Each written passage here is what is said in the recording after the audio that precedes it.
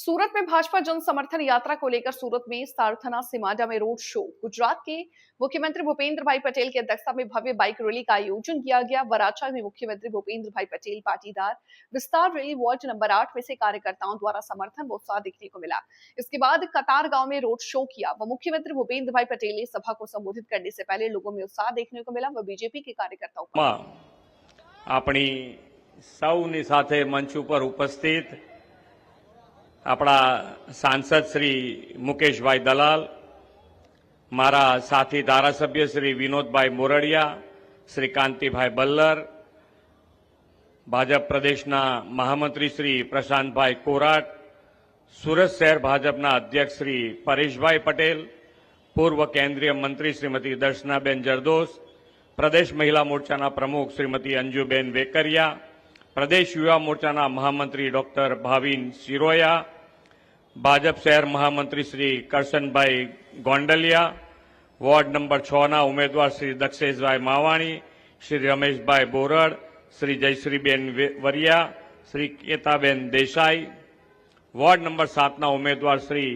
ईश्वरभाई नारोला, श्री रघुभाई खूंट, Shri सोनूबेन आंबलिया, Shri दिव्यानीबेन ठुम्मर, ward number 8 ना उम्मीदवार Shri Pareshbhai Sakariya, Shri Bhupendrabhai Rathore, Shri वंदाबेन गोगारी, Shri Mayaben Patil, ward number 12 ना उम्मीदवार श्री किशोरभाई मियाणी, चिरागभाई शावलिया, आरतीबेन पटेल, श्री हेमाक्षीबेन चौहान, आमंत्रित सर्वे महानुभावों, प्रेस मीडिया मित्रों, सौने मारा नमस्कार।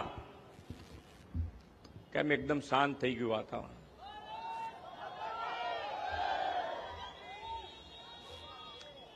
इलेक्शन आवे એટલે બધું જાત જાતનું સાંભળવા મળે અને આ છેલ્લા દિવસ હવે કાલ સાંજે 5 વાગ્યા પછી તમારે શાંતિ હવે પણ અત્યારે તો ટીવી મીડિયા સોશિયલ મીડિયા એટલું બધું ચાલે એક જણને કોઈ વાત ના અનુકૂળ આવે ને તો એ રીલ બનાવીને મૂકી દે હવે આપણને એમ થાય કે શું મોટી તકલીફ પડી ગઈ હશે એટલે રીલ વાળાનો જમાનો થઈ ગયો છે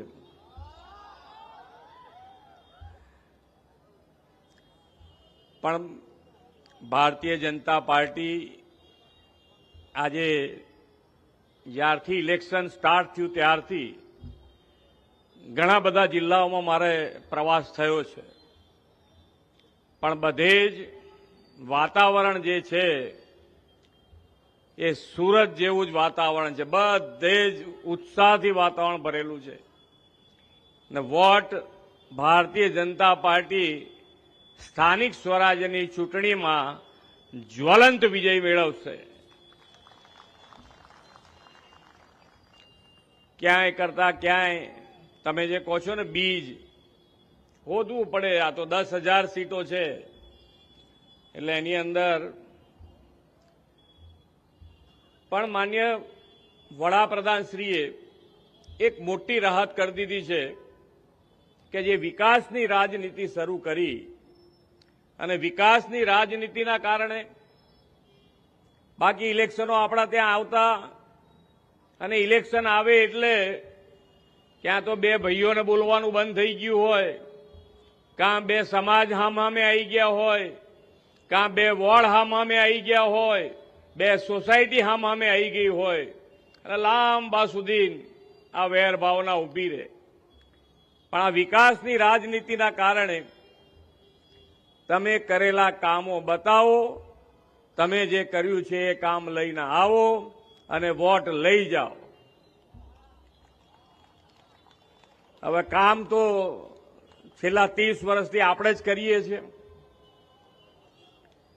એટલે કામમાં તો કોઈ હા કામની માંથી ભૂલો કાઢ્યા કરે બેઠા બેઠા એ મળે કારણ કે ફ્રી હોય એટલે શું કરે માણસ ફ્રી હોય ત્યારે શું કરે પણ વિકાસ અને વિકાસની રાજનીતિનો સૌથી વધારે લાભ ગુજરાતને મળ્યો છે અને દરેકે દરેક પરિસ્થિતિ અહીંયાથી હમણાં વિનુભાઈ કહેતા હતા કે ક્યાંય પણ જવું હોય તો ઈંટ મૂકીને જવું પડે એવી પરિસ્થિતિ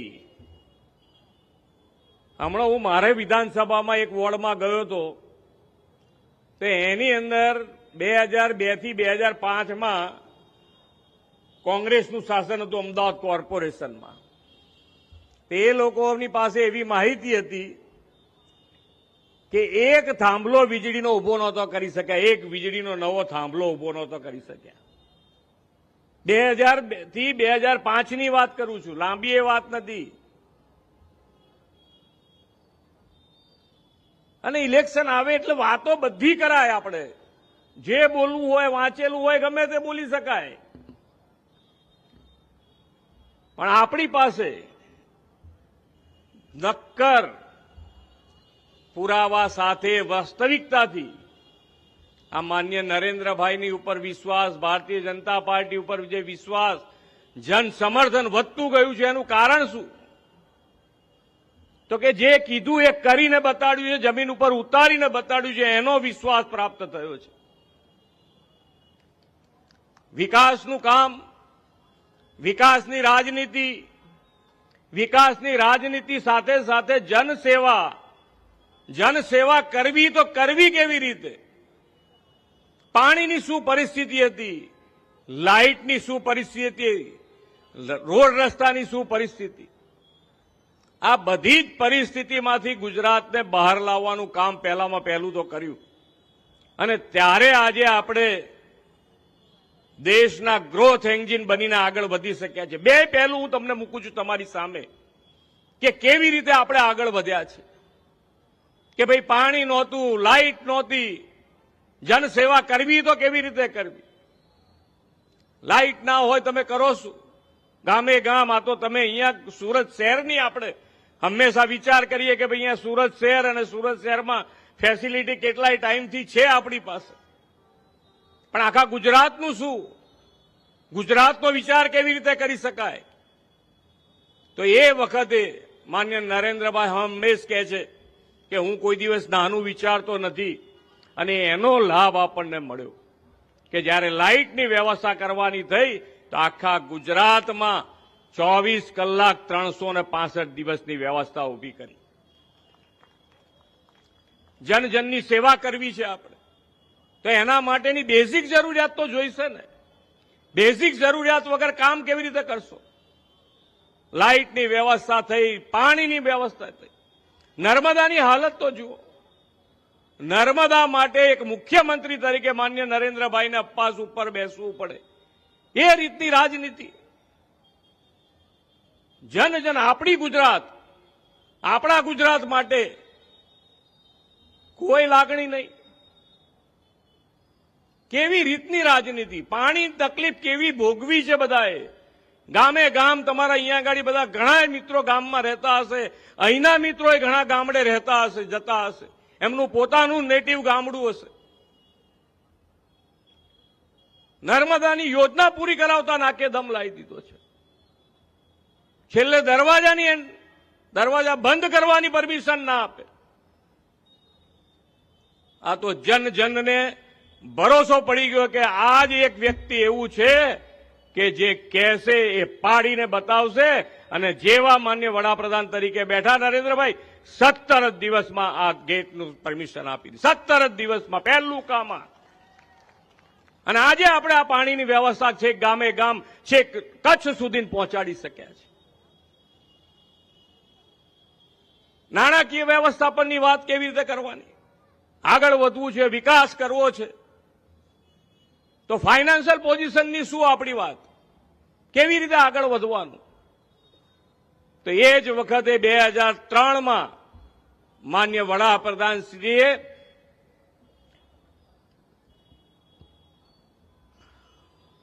આપણે શું ચાલુ વાયબ્રન્ટ ગુજરાત શરૂ કર્યું. 2003માં ગ્લોબલ પ્લેટફોર્મ આપ્યું ગુજરાતે. જે ભારત દેશમાં થવું જોઈતું હતું એ ગુજરાતમાં માન્ય નરેન્દ્રભાઈએ કરી બતાડ્યું. ને એનો ફાયદો શું થયો આપણને? તો એનો ફાયદો કે 2003માં વાયબ્રન્ટ થઈ તો આજે એની 10 કડી પૂરી કરી. ત્યારે ગુજરાતમાં આજે 100-500 કંપનીઓ, જે દુનિયાની મોટામાં મોટી કંપનીઓ છે, તો આજે ગુજરાતમાં 100 થી વધારે કંપનીઓ ગુજરાતમાં કાર્યરત છે. ગુજરાતમાં એમએસએમઈની શું પોઝિશન હતી? પહેલા સ્મોલ સ્કેલ ઇન્ડસ્ટ્રીઝ તરીકે અહીંયા નોંધાતું હતું આપણા ગુજરાતમાં, પછી એમએસએમઈ થયું અને માનનીય નરેન્દ્રભાઈ મુખ્યમંત્રી બન્યા ત્યારે 1,81,000 એમએસએમઈ હતા.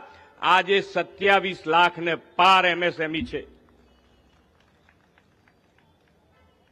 ડેવલપમેન્ટ, આપણે જે સસ્ટેનેબલ ડેવલપમેન્ટની વાત છે કે એક વખત આગળ વધ્યા પછી પાછું ના પડવું પડે. આજે જે વિઝનરી લીડરની વાત કરીએ છીએ તો આ વિઝન છે એમનું કે ભાઈ પાણી, લાઇટ આ બધીની વ્યવસ્થા નહીં હોય તો તમે કેવી રીતે કામ કરશો. નાનું કારખાનું બનાવવું છે, દૂધની ડેરી કરવી છે, કોઈ પણ વસ્તુ કરવી હોય તો પાણી, રોડ અને લાઇટની તો બેઝિક નીડ છે ને. તો પહેલા એ પૂરું કર્યું, સાથે સાથે ધંધા રોજગાર કેવી રીતે વધે એના માટેનો પ્રયત્ન કર્યો. આજે સૌથી વધારે રોજગારી આપતું રાજ્ય કોઈ હોય તો આ ગુજરાત રાજ્ય છે. અને બેરોજગારીની વાતો આવે, ઇલેક્શન આવે એટલે બધું આવે, આપણે એની નાય નથી પાડતા. મારો તો સ્વભાવ પોઝિટિવ છે, હું કોઈ દાડો નેગેટિવ કોઈ વસ્તુ વિચારતો જ નથી. હું તો કાયમ કહું છું કે વોર્ડમાં જાઓ, કોઈ અકરામણ કાઢે, શાંતિથી સાંભળો, સાચી વાત હોય તો એનું સમાધાન કરવાનો આપણો પૂરો પ્રયત્ન હોવો જોઈએ, હોવો જોઈએ ને હોવો જોઈએ. આપણને જ કે આપણે કામ કરીએ છીએ, આપણને જ કે આપણા ઉપર જ અકરામણ થાય. અકરામણ કેમ થાય છે કે આપણા ઉપર વિશ્વાસ છે એમને કે આ લોકો કરી શકે એમ છે, એટલે આપણા ઉપર અકરામણ છે. બીજા કોઈની ઉપર ભરોસો નથી.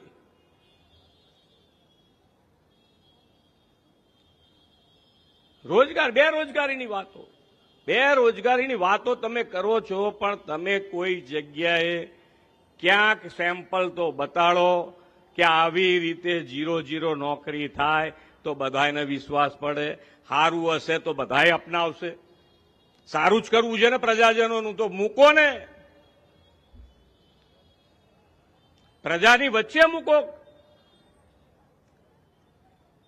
જ્યાં આગળ સરકાર છે તમારી ત્યાંનો નમૂનો લઈને આવો અહીંયા કે જો આવી રીતે અમે અહીંયા 0-0 કરી દીધું. ફાઇનાન્શિયલ પોઝિશનમાં પણ ગુજરાત આજે નંબર 1 પોઝિશન સાથે આગળ વધી રહ્યું છે. અને એમની પાસે જે સ્ટેટ હોય, વિપક્ષો પાસે જે સ્ટેટ હોય, તમારે જે જોવા હોય જોઈ લો. કયા સ્થાને છે ગુજરાતમાં નહીં, આખા દેશમાં નીચેથી ક્રમ ગણવો પડશે. તમારે લખી આપું તમને. ને અત્યારે તમારી પાસે મોબાઈલ છે, વાંકડા કાઢીને જોઈ જ લો.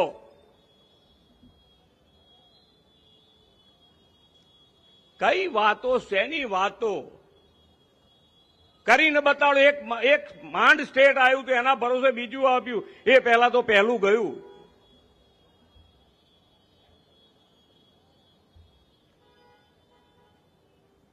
કામ કરવાની પદ્ધતિ એક સંવેદનશીલ સરકાર છે. સંવેદન સાથે કામ કરીએ છીએ.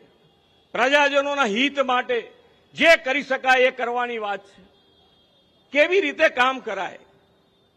માન્ય નરેન્દ્રભાઈએ દેશ અને દુનિયાને બતાડ્યું છે. આ નાની વાત નથી. જે સરકારી યોજના બનાવી છે એમાં આયુષ્યમાન તમે જોઈ લો યોજના. દુનિયામાં કોઈ જગ્યાએ આવી યોજના નથી. તો જે સામાન્ય માણસ હોય એને ખબર હોય કે આ કાર્ડની વેલ્યુ શું છે.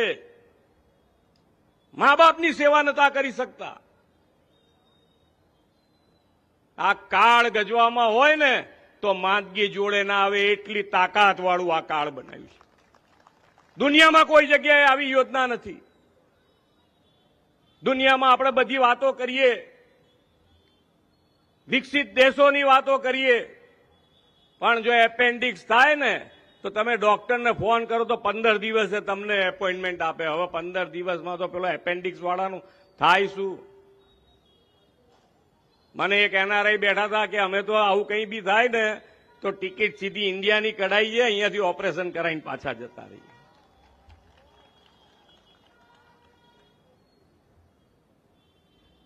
કેટલી મોટી આટલી મોટી સ્કીમ કોઈ જગ્યાએ કોઈ દેશમાં નથી બનાવી શક્યું. અને ગુજરાત 10 લાખ રૂપિયા સુધીનું કવર કરે છે. 5 લાખ કેન્દ્ર સરકાર ને 5 લાખ ગુજરાત સરકાર, 10 લાખ રૂપિયા.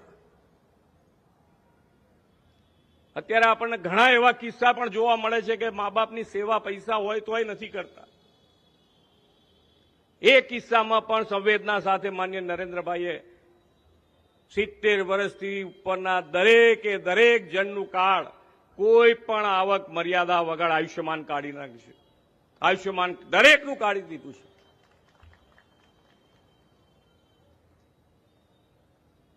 સુરત અને સુરતની તો વાત જ જવા દો તમે.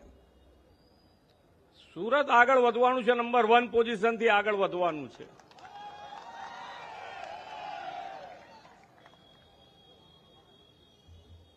કારણ કે વિકસિત ભારત અને વિકસિત ભારતનો નકશો, આપણે વિકસિત ભારતનો રોડમેપ એક અને માત્ર એક રાજ્ય છે કે જેણે તૈયાર કરી દીધો અને રોડ